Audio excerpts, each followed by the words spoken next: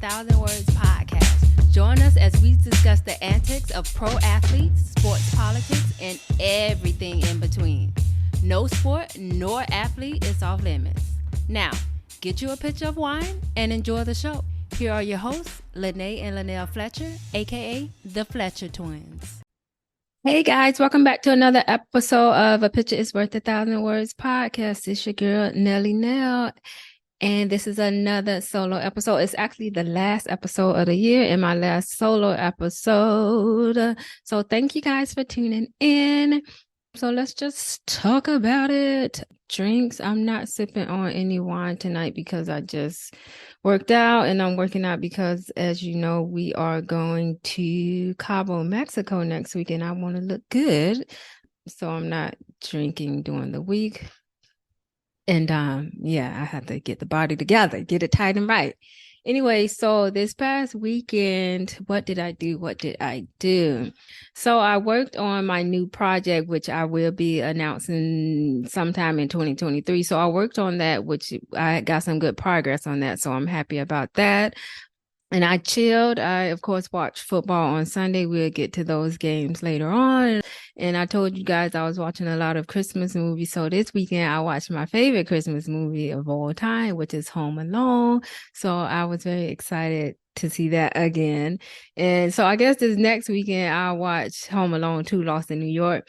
And always during Christmas, which I make it, I guess is my own little tradition now. On Christmas Day, I like to watch It's a Wonderful Life. That's such a good movie. And it's crazy because I hate watching black and white movies. And especially when I was a kid, like my mom could not get me to watch a black and white movie for nothing. But I like that movie. Like that's the only black and white movie I've ever seen and that I would ever see. But it's such a good movie and it has a great lesson in that movie. It's a Wonderful Life. So y'all should see if y'all never seen it. This upcoming weekend plans, I do have a hair appointment on Christmas Eve, Saturday. So I'm very excited about that. You know how we are when we first get our hair done. I'm so excited. And also that same day, Saturday the 24th, is my brother's birthday, my little brother's birthday. He will finally be entering his 30s. So he will be 30 years old. And that's also the reason we are going to Mexico on the 28th is to celebrate his birthday. So yeah, we got to get all cute for that. So let's get into some sports updates. So Chris Paul, the NBA player from the Suns, graduated from Winston-Salem State, which is great. He got his bachelor's in communication, so kudos to Chris. And I forgot to mention either a couple weeks ago that Kanye West mentioned him being with Kim K. Like he was like Kim cheated on him with Chris Paul or Kim just slept with Chris. I don't know, but I don't know why I forgot to mention that, but that was just so funny to me. I guess people didn't really pay that much attention to it because it sounded so far off. But I've also heard people who are very critical of Kanye West say he might be a lot of things, but one thing he is not is a liar. So I don't know if that's true or not. I'm just telling y'all what I hear, okay? Speaking of the Suns, billionaire mortgage lender Matt Ishbia is finalizing the purchase of the Sun for reportedly $4 billion. That's billion with a B, y'all. Billion with a B. And the Rams have been eliminated from the playoffs, which y'all know the Rams won the Super Bowl last year, which let's just get into it, okay? So this whole episode is basically going to be about my year in review as far as sports and my years here in New York City. And then we're going to end it off talking about some NFL. So the year in review, since we were just talking about the Rams. So the Rams won the Super Bowl. And to me, both the Rams and the Bengals played very underwhelming in the Super Bowl. Their performances were not good to me. Like that wasn't a good Super Bowl for me, but I was rooting for the Rams. So I'm happy the Rams won. However, the halftime show was insane. Now, I live for the halftime show, which it was Dr. Dre, Mary J. Blige, Kendrick Lamar, Eminem, and 50 Cent. So I like that. Like I still sometimes go on YouTube and watch it because I really enjoyed that halftime show. And I'm excited for this year's halftime show with Rihanna. So something to look forward to. So yes, also this year, in the beginning of this year, the Celtics lost in the NBA Finals, which really crushed my heart because I was rooting for them. Like I was rooting for the Celtics. Okay. And then later on in the year, everybody know we even did an episode about it. And the coach of the Celtics was suspended indefinitely. We don't know if he's gonna make it back. We don't know what's going on with that. So yeah. And then of course, over the last what seemed like forever, but it probably was only 2 months, was World Cup mania. And it's finally over. And I will get into that in my highlight of the week. It's finally over, but yeah, so this year it was some good things and bad things in sports, but yeah. So let me get into this movie I just saw yesterday. Yeah, yesterday. It was called Spoiler Alert, right? And the movie started off with showing us how it ended and then it like rewinded to the beginning. So i.e. that's why it's called spoiler alert, because you know what's going to happen in the end already. So in the movie, it basically shows the journey of this couple throughout their 13 years of being together, and it's based in New York. You know, I like movies based in New York City. So that movie got me to thinking about my years in New York and my years in review. I'm gonna just review my years. So I got here in November of 2018. And as you know, 2023, this upcoming year, will be my last year living in New York City. So that's like the ending of my new time in New York. So, haha, spoiler alert, I'm moving back to Florida, right? So it'll be 5 years in total. So once I first moved here, I promised myself I'll only be in New York for 5 years unless something life-altering happens. And by life-altering, I mean like a pregnancy or a marriage where the guy wanted to stay here, or a very high paying job, right? Because I initially moved here to get a better job. It hasn't happened, but don't feel sorry for me. It hasn't happened.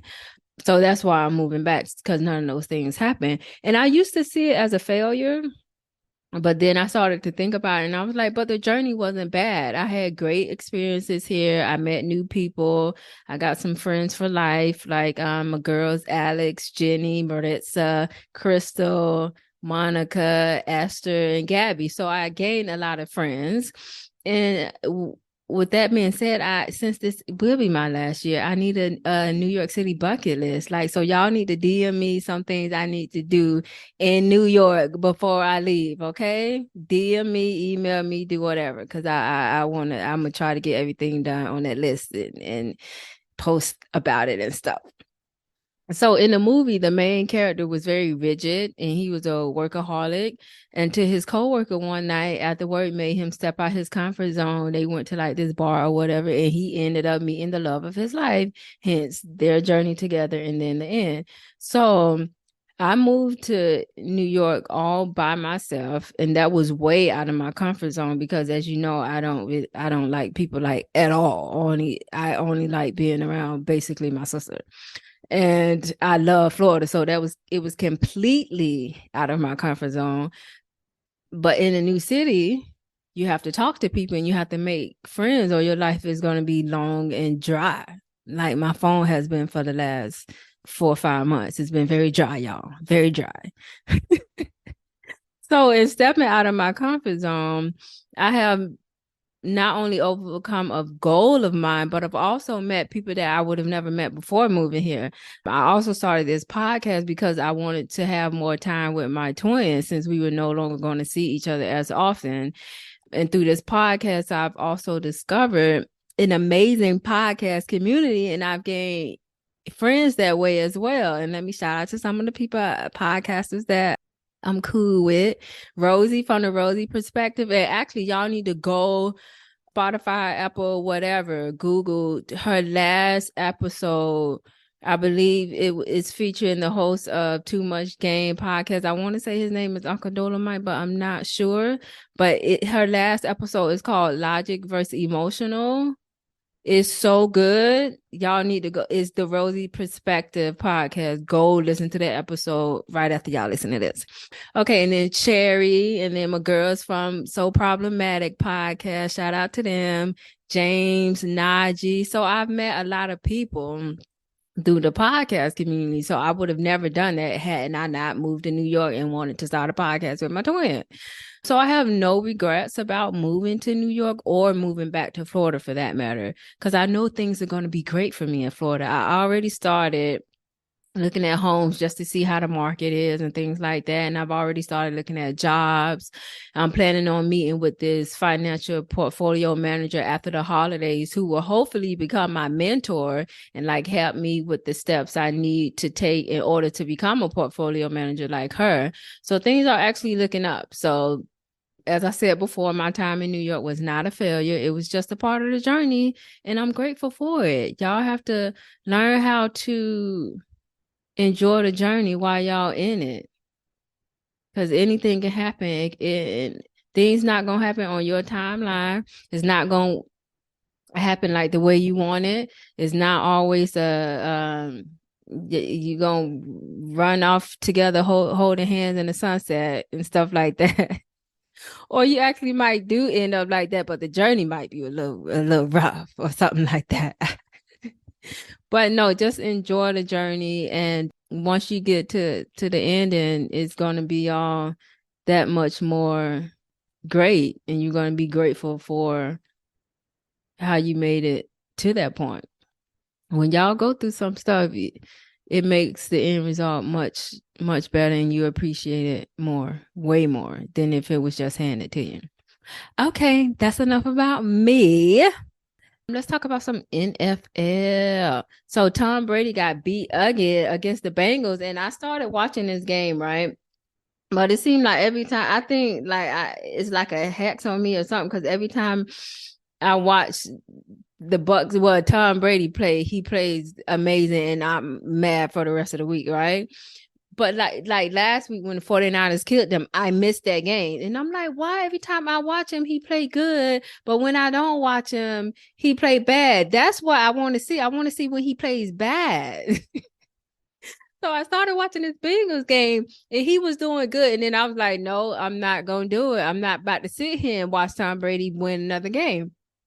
So after the first quarter, I just turned it to 2020. You know, I like my murder mystery. So I turned it to 2020, and then I watched that. And then after 2020, I turned back to the game. So this had to be like an hour and a half later, and the Bengals were winning. So I watched the end of that game, and I was very happy with the results. Tom Brady got beat again. Okay.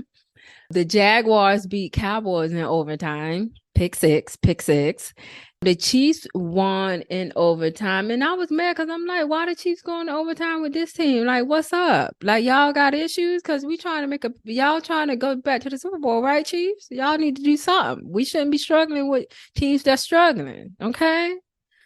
But the player of the day was the Raiders, and they beat the Patriots on the last play of the game. Okay.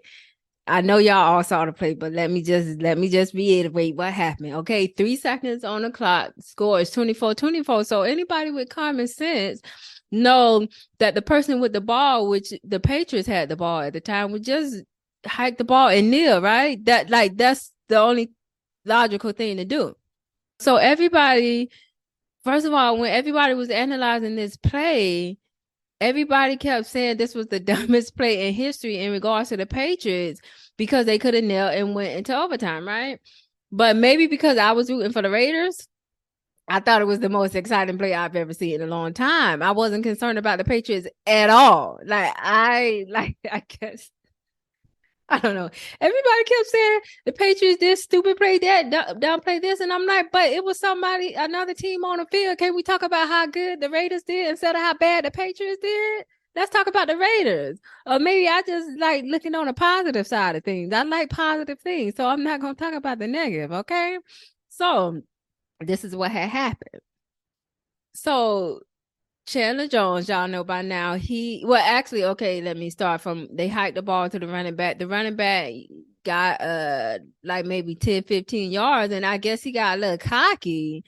So when he was like, oh, I'm getting some yards, I might score, whatever. And then when he saw he wasn't going to score and he was about to get tackled, instead of just getting tackled so they can go into overtime, he laterals the ball to somebody, right?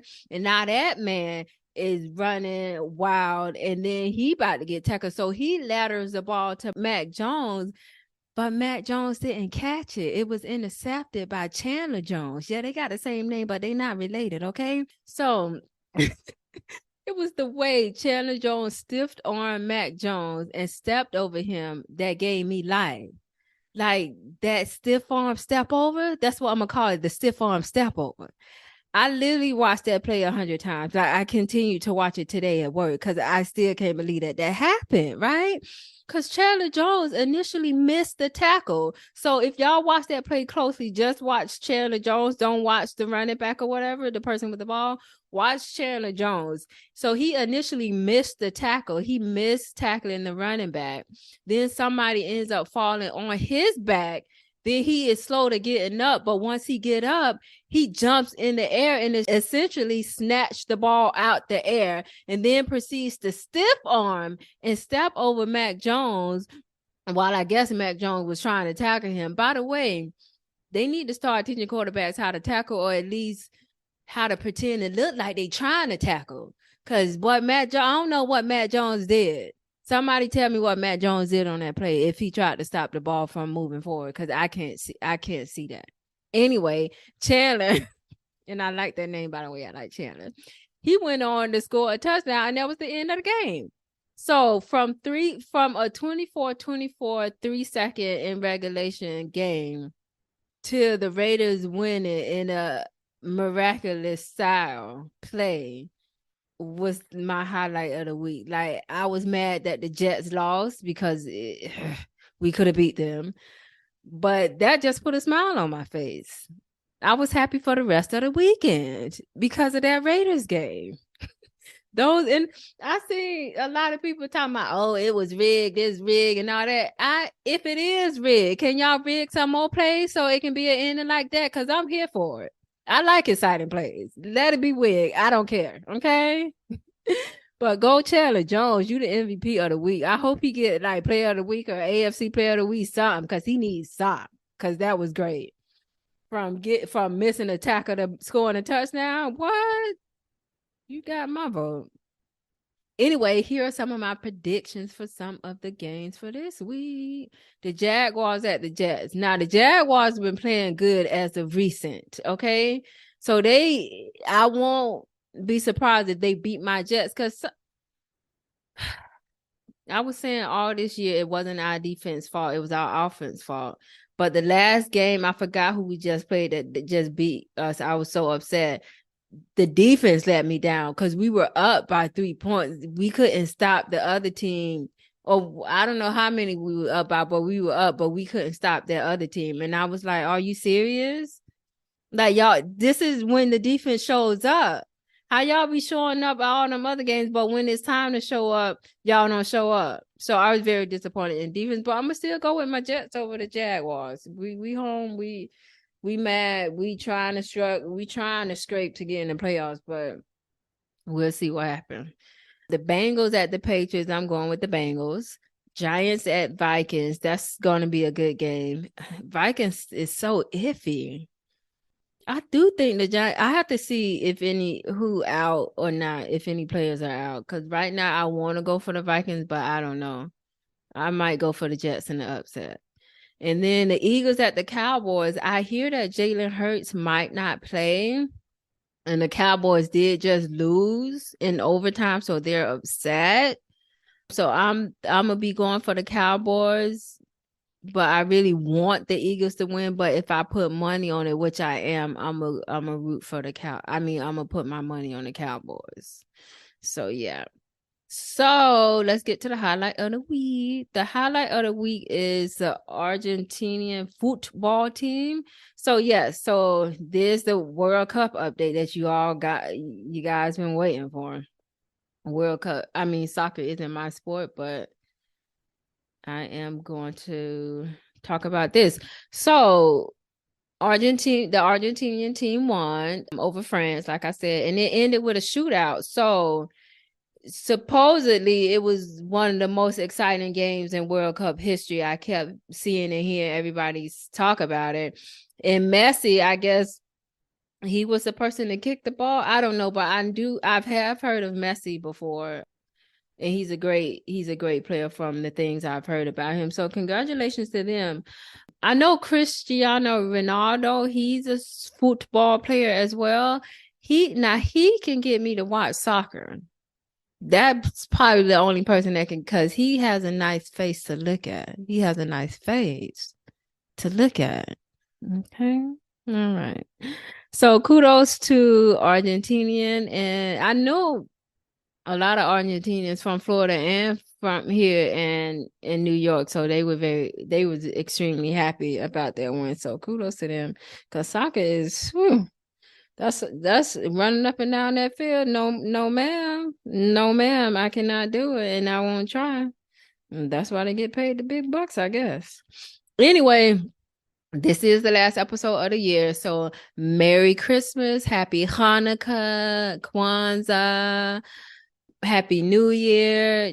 Check out our visuals from in Mexico. We're gonna start posting next week. There will be visuals next year for each episode. So yes, that means we're gonna have to actually look pretty instead of coming from the gym and looking all sweaty and stuff. So yeah, check us out there. And yeah, hope everybody had a great year. Be grateful, be thankful, and see y'all in 2023. Bye-bye. Hey y'all, thanks for tuning in to this week's episode of A Picture is Worth 1,000 Words with yours truly, the Fletcher Twins. Make sure you join us every week and rate, comment, share, and subscribe. Don't forget to hit up our email at podcast.1000words@gmail.com with any questions or topics you'd like to hear us cover. Also, check us out on IG at the Fletcher Twins and Facebook at A Picture is Worth 1,000 Words.